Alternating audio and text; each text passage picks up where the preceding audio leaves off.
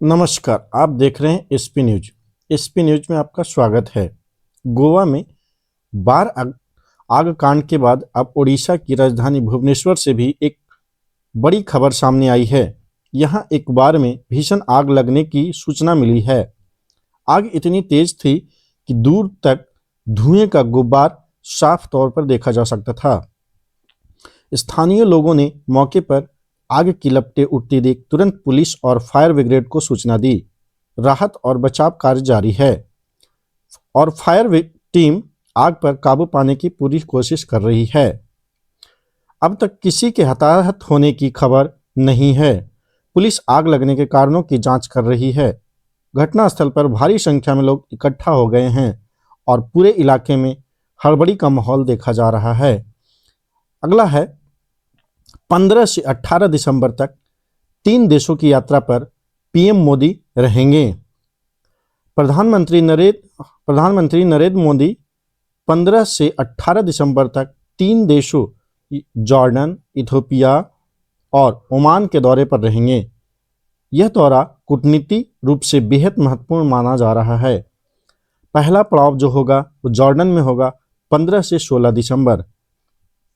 PM Modi अपनी यात्रा की शुरुआत जॉर्डन से करेंगे, जहां भारत और जॉर्डन के बीच कूटनीतिक संबंधों के 75 वर्ष पूरे हो रहे हैं।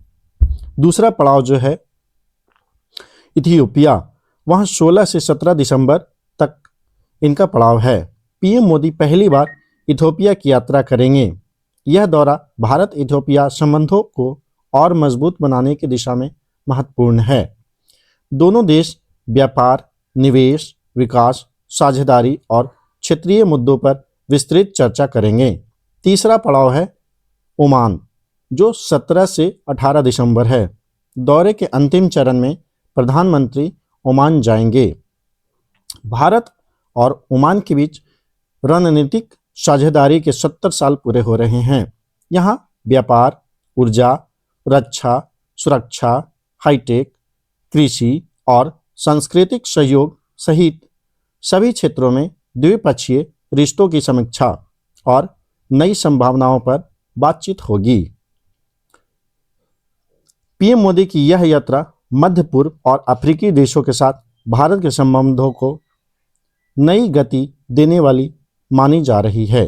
अगला समाचार है उड़ीसा के खुर्दा जिले के बालियंता गांव से एक प्रेरणादायक खबर सामने आई है। यहाँ दीप्ति लता मोहंती नाम की लड़की ने वह जिम्मेदारी निभाई जो परंपराओं के अनुसार अक्सर बेटों को दी जाती है। पिता के निधन के बाद परिवार में बेटा न होने के बावजूद दीप्ति लता ने बिना झिझक अपने पिता को मुखाग्नि दी और अंतिम संस्कार की सभी रस्में पूरी की। इतना ही नहीं, परंपरा के अनुसार उसने मुंडन कर सदियों पुरानी रूढ़ियों को भी तोड़ दिया। दीप्ति लता का यह साहसिक कदम समाज को एक महत्वपूर्ण संदेश देता है कि कर्तव्य निभाने के लिए बेटा होना जरूरी नहीं है, संकल्प और भावनाएं ही काफी है।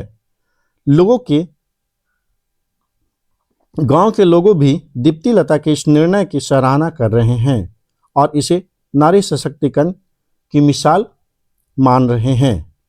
तो आज के लिए इतना ही, फिर मिलेंगे, तब तक के लिए नमस्कार। देखते रहिए आप एसपी न्यूज।